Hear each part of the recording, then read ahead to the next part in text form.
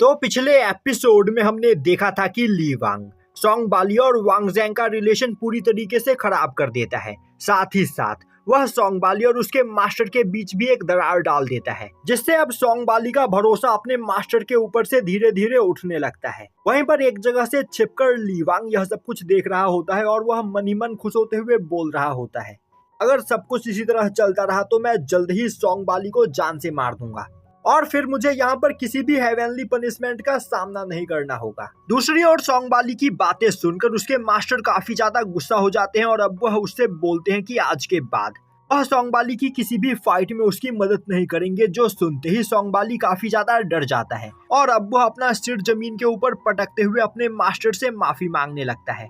अब यह देखकर सोंग बाली के मास्टर उसे वहां पर माफ करने के लिए तैयार हो जाते हैं और उससे बोलते हैं कि मैं चाहता हूं तुम जितना हो सके ली वांग से उतना ही दूर रहो, क्योंकि एक बहुत ही ज्यादा पावरफुल फोर्स यहाँ पर ली वांग को प्रोटेक्ट कर रही है और तुम बस यहाँ पर कुछ टाइम इंतजार करो, मैं थोड़ी ही देर में तुम्हें इस डंजन से बाहर निकाल दूंगा, जिसके बाद हम दोनों यहाँ से काफी दूर चले जाएंगे। तभी सोंग बाली बोलता है, मास्टर मैं इस जगह पर ली वांग से बदला लेना चाहता हूँ, मैं उसे यहाँ पर ऐसे ही नहीं छोड़ सकता हूँ। यह सुनते ही उसके मास्टर बोलते हैं, अभी तुम बहुत ही ज्यादा कमजोर हो, ली वांग अगर चाहे तो वह बस अपनी एक ही अटैक में तुम्हें जान से मार सकता है, साथ ही साथ वह मुझे भी यहाँ पर डिस्ट्रॉय कर सकता है। तो पहले हम दोनों को यहाँ पर पावरफुल बनना होगा, तब तक तुम्हें जितना हो सके ली वांग से दूर ही रहना है। दूसरी ओर ली वांग अभी भी अपनी जगह से खड़ा होकर यह सब कुछ देख रहा होता है। तभी अचानक से वह पूरा एरिया वहां पर कांपने लगता है। यह देखते ही ली वांग बोलता है, अटैक यहाँ पर स्टार्ट हो चुका है, तो टाइम आ गया है मेरे हीरो बनने का।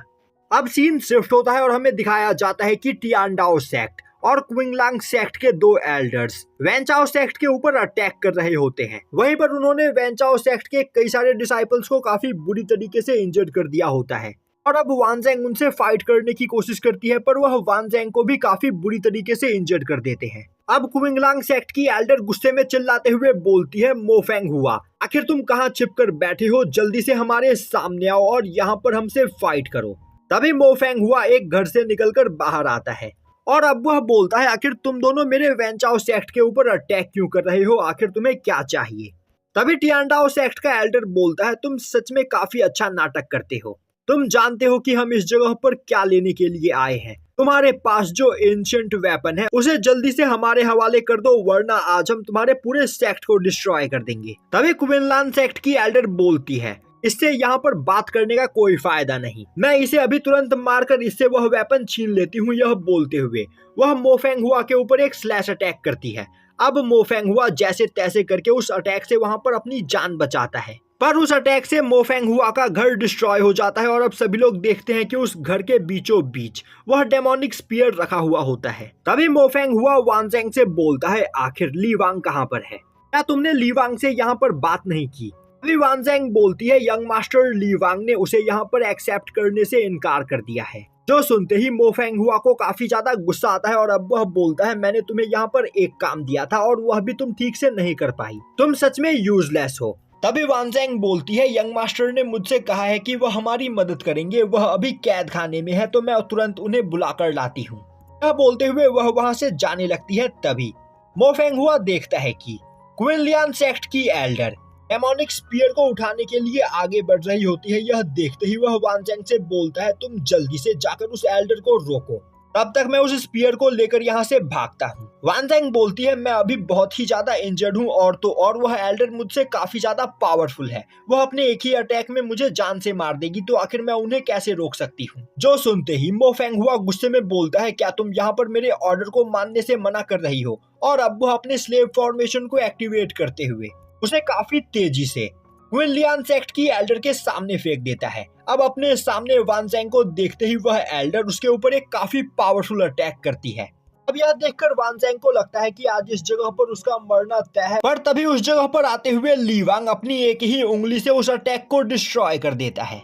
अब ली वांग को देखते ही वह एल्डर परेशान हो जाती है और बोलने लगती है, आखिर वैनचाओ सेक्ट में एक क्वासी गॉड रैलम का कल्टीवेटर क्या कर रहा है। और तभी ली वांग उस एल्डर के ऊपर एक अटैक करते हुए उसे जान से मार देता है, जो देखकर टियानडाओ सेक्ट के एल्डर के होश उड़ जाते हैं। दूसरी ओर मो फेंग हुआ काफी ज्यादा खुश हो रहा होता है और अब वह धीरे धीरे अपने डेमोनिक स्पीयर की ओर आगे बढ़ने लगता है। तभी लीवांग बोलता है, आखिर तुम इतनी जल्दी में कहाँ जा रहे हो, मैंने देखा कि अभी तुमने यहाँ पर वान ज़ेंग के साथ क्या किया, तो अभी तुम्हें इसका मुझे जवाब देना होगा। यह सुनते ही मो फेंगहुआ परेशान हो जाता है और अब वह बोलता है, यंग मास्टर, यह सिचुएशन बहुत ही ज्यादा अर्जेंट था और अगर मैं वान ज़ेंग को अपने डेमोनिक स्पीयर को प्रोटेक्ट करने के लिए आगे नहीं भेजता तो क्विलियन सेक्ट की एल्डर मेरे डेमोनिक स्पीयर को यहाँ पर उठा लेती। तभी लीवांग बोलता है, क्या तुम्हें खुद सुनाई दे रहा है कि तुम यहाँ पर क्या बोल रहे हो। यह सुनते ही मो फेंगहुआ बोलता है, यंग मास्टर, क्यों ना आप पहले यहाँ पर टियानडाओ सेक्ट के एल्डर को ठिकाने लगा दे, जिसके बाद हम आराम से बैठकर इस बारे में बात करेंगे। तभी लीवांग बोलता है, अगर तुम मुझसे बात करना चाहते हो तो पहले तुमने लीवांग की बॉडी के ऊपर जो स्लेव फॉर्मेशन सेट कर रखा है उसे हटाओ, जिसके बाद ही हम यहाँ पर आगे कोई बात करेंगे। यह सुनते ही मो फेंगहुआ बोलता है, तो वान ज़ेंग ने आपको इस जगह पर सब कुछ बता दिया है, तो फिर अब मेरे पास यहाँ पर कोई दूसरा रास्ता नहीं है। यह बोलते हुए वह अपने स्लेव फॉर्मेशन को एक्टिवेट करते हुए वान ज़ेंग को हॉस्टेज बना लेता है और बोलता है, यंग मास्टर लीवांग, मैं जानता हूँ कि आपको वान ज़ेंग पसंद है और आप यहाँ पर वान ज़ेंग की जान बचाना चाहते हो, तो फिर क्यों ना आप मेरे लिए पहले टियानडाओ सेक्ट के इस एल्डर को खत्म कर दो, जिसके बाद हम दोनों यहाँ पर आपस में बात करेंगे। तभी लीवांग बोलता है, तो अब तुमने अपना असली रंग दिखाना यहाँ पर स्टार्ट कर दिया, ठीक है। यह बोलते हुए वह अपने पास से एक पपेट तिलिस्मन को बाहर निकालते हुए मो फेंगहुआ की बॉडी के ऊपर कंट्रोल कर लेता है और अब वह उसे ऑर्डर देता है कि जल्दी से अपने स्लेव फॉर्मेशन को वान ज़ेंग की बॉडी के ऊपर से हटाओ। अब वहां पर मो फेंगहुआ न चाहते हुए भी वान ज़ेंग की बॉडी पर मौजूद उस फॉर्मेशन को हटा देता है। वहीं पर उसे समझ में नहीं आ रहा होता है कि आखिर वह अपनी बॉडी को इस जगह पर कंट्रोल क्यों नहीं कर पा रहा है। तभी लीवांग बोलता है, बेवकूफ, मैंने इस जगह पर पपेट तिलिस्मन का यूज किया है, जिस वजह से अब तुम मेरे पपेट बन चुके हो और अब तुम यहाँ पर बस वही करोगे जो मैं तुम्हें करने के लिए कहूंगा। जो सुनते ही मो फेंगहुआ के होश उड़ जाते हैं। तभी लीवांग वान ज़ेंग की ओर देखते हुए बोलता है, वान ज़ेंग, आज से तुम यहाँ पर आजाद हो, आज से तुम किसी की भी स्लेव नहीं और अब तुम यहाँ पर जो चाहे वह कर सकती हो।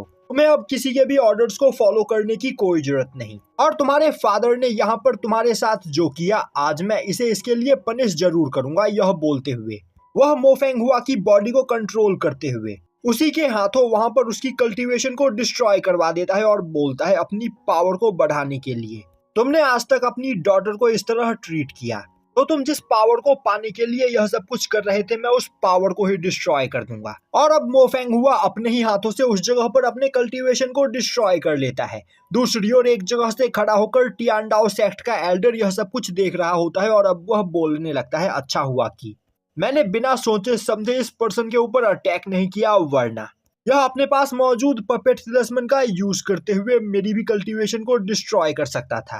दूसरी ओर लीवांग वान ज़ेंग से बोलता है, मैंने यहाँ पर तुम्हारे फादर की कल्टीवेशन को डिस्ट्रॉय कर दिया है और यह तुम्हारे फादर है, इसीलिए मैंने इन्हें यहाँ पर जान से नहीं मारा, पर अब यह एक यूजलेस ट्रैश बन चुके हैं, जिससे फ्यूचर में अब इनसे किसी को भी कोई भी खतरा नहीं होगा। यह सुनकर वान ज़ेंग वहां पर काफी ज्यादा खुश होती है और अब वह नील डाउन करते हुए बोलती है, यंग मास्टर लीवांग, आपने आज यहाँ पर मुझे एक नई लाइफ दी है, इसीलिए मैं आपकी फॉलोवर बनना चाहती हूँ और मैं कसम खाती हूँ कि मैं मरते दम तक आपको सर्व करूंगी। तभी लीवांग उसे वहां पर उठाता है। वहीं पर वह मन ही मन काफी ज्यादा खुश हो रहा होता है और सोच रहा होता है, मेरा प्लान यहाँ पर काम कर गया, अब वान ज़ेंग यहाँ पर मेरी फॉलोवर बन चुकी है, साथ ही साथ सोंगबाली के साथ इसका रिलेशन भी खराब हो चुका है, जिस वजह से अब मैं अपने लव पॉइंट्स का यूज करते हुए वान ज़ेंग के पास मौजूद 50% फॉर्चून पॉइंट्स को अपने लिए यूज कर सकता हूँ। तभी टियानडाओ सेक्ट का एल्डर बोलता है, मुझे स्टार्टिंग से ही पता था कि वैनचाओ सेक्ट का पैट्रियार्क एक इवल पर्सन है, इसीलिए मैं आज इससे एक एंशिएंट वेपन छीनने के लिए आया था, क्योंकि मैं जानता था कि अगर यह इस वेपन को रिफाइन करने में कामयाब हो गया तो यह इस दुनिया में तबाही मचा देगा।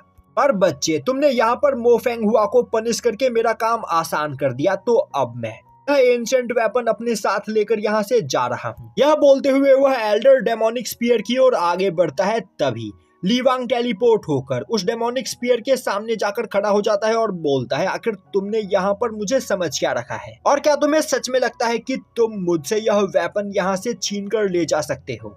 आज से यह स्पीयर मेरा हुआ, तो अगर तुम इस जगह पर जिंदा रहना चाहते हो तो यहाँ से वापस अपने टियानडाओ सेक्ट में लौट जाओ। यह सुनते ही उस एल्डर को काफी ज्यादा गुस्सा आता है और अब वह बोलता है, तो क्या तुम इस स्पीयर के लिए यहाँ पर मुझसे फाइट करना चाहते हो? बेवकूफ हो, तुमने यहाँ पर कुछ कमजोर कल्टीवेटर्स को जान से क्या मार दिया। तुम्हें लग रहा है कि तुम मुझसे इस एंशिएंट वेपन को छीन सकते हो।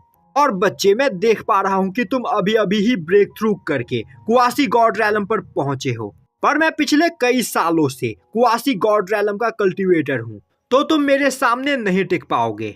तभी ली वांग हंसते हुए बोलता है, तुम सालों से क्वासी गॉड रैलम पर अटके हुए हो। क्या यह कोई खुश होने वाली बात है? मेरी नजर में तुम एक ट्रैश हो जो ब्रेक थ्रू करके अगले रैलम पर नहीं जा सकता है, तो इसमें इतना घमंड करने वाली कोई बात नहीं। यह सुनते ही उस एल्डर को काफी ज्यादा गुस्सा आता है, पर ली वांग उस एल्डर को इग्नोर करते हुए उस डेमोनिक स्पीयर को उठा लेता है और अब सिस्टम डेमोनिक स्पीयर को वहां पर स्कैन करने लगता है। दूसरी ओर वह एल्डर गुस्से में अपने पास से एक इमॉर्टल बेल को बाहर निकालता है और बोलता है, आज मैं इस जगह से खाली हाथ नहीं लौटूंगा।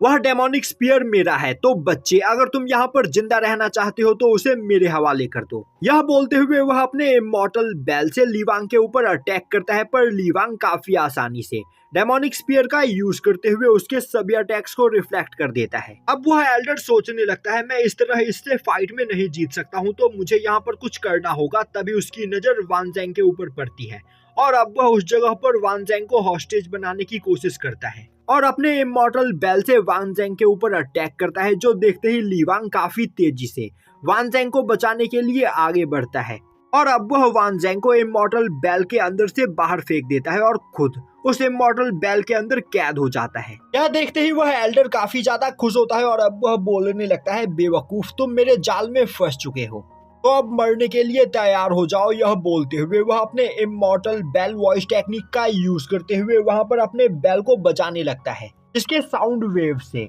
उसके अंदर फंसे हुए किसी भी कल्टीवेटर की मौत हो सकती है। और अब वहां पर चारों ओर सन्नाटा छा जाता है और सभी को लगने लगता है कि ली वांग मारा गया। वहीं पर यह देखकर वह एल्डर काफी ज्यादा खुश हो रहा होता है। तभी ली वांग उस बेल को डिस्ट्रॉय करते हुए उसके अंदर से बाहर निकलता है और अब ली वांग बोलता है, ओल्ड मैन, क्या तुम्हें सच में लग रहा था कि तुम जैसा एक ट्रैश मुझ जैसे एक पियरलेस जीनियस को यहाँ पर मार सकता है? और अब हमें बताया जाता है कि डेमोनिक स्पीयर ने यहाँ पर ली वांग को अपना मास्टर स्वीकार कर लिया है, जिससे ली वांग की पावर उस जगह पर 10 गुना ज्यादा बढ़ गई है। और यहीं पर यह एपिसोड खत्म हो जाता है।